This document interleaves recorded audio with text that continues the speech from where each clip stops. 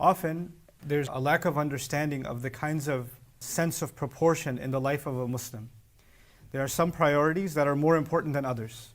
Your prayer is more important than some other things. There are other aspects of our Islam that make your Islam more beautiful. They're preferred acts, but they don't come nearly to the status of the prayer.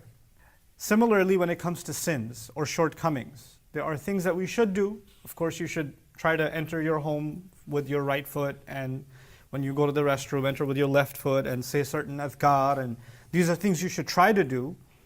And ignoring them is somewhat problematic, but then there are things that are major sins. And often what happens when people have a confused or a distorted sense of proportion is that they take care of the small things.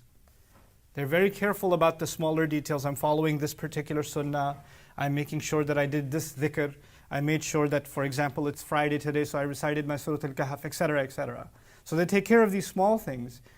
But at the same time, they ignore the gigantic major sins that are right there in their face, and they're doing them without even thinking about them. That may have to do with maybe earning income in an impermissible way.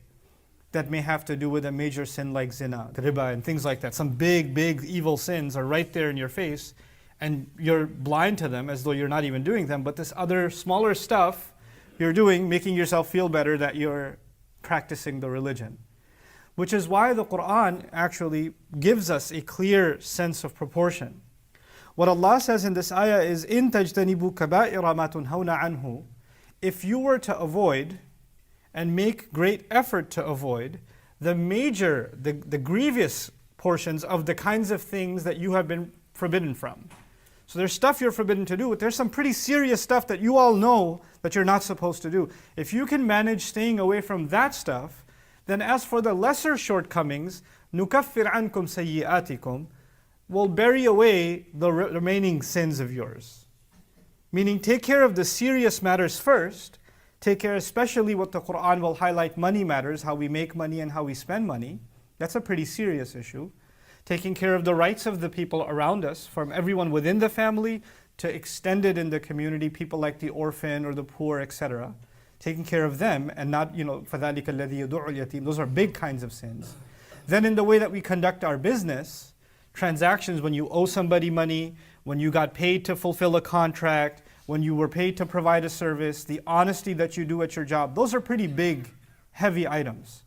Similarly, the engagement in one of the greatest crimes mentioned in the Quran, financially, riba, is a pretty big thing. Similarly, when it comes to our chastity, things like zina, is a major, major thing. So major that Allah says, don't even go close to it. لَا تَقْرَبُوا الزِّنَا. Take care of those things, and yes, you will fall short in some other things. Maybe your salah didn't have perfect khushu'.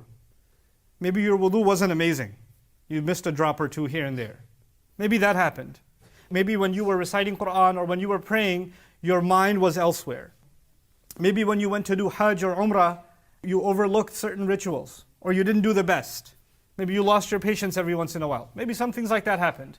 Those things will be compensated for because you're taking care of the major obligations and staying away from major, major sins. That's a sense of proportion that the Quran promotes.